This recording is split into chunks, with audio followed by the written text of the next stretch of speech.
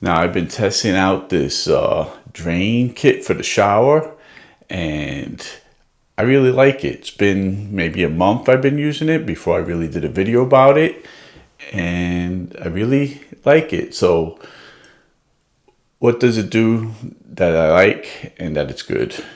First of all, it fits nicely on the standard shower drain. Okay, now as you can see, it has this little basket where you could here screw in from the bottom. So we're gonna screw in the basket.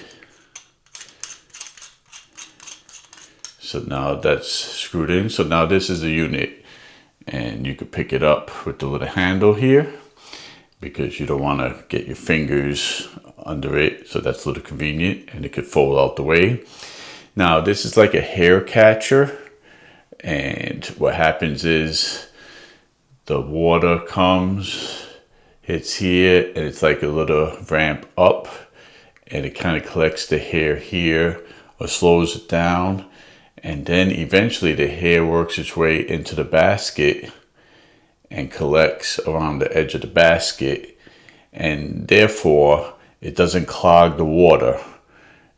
The hair and debris doesn't clog the water, and you could actually, it can handle a large volume of hair and debris.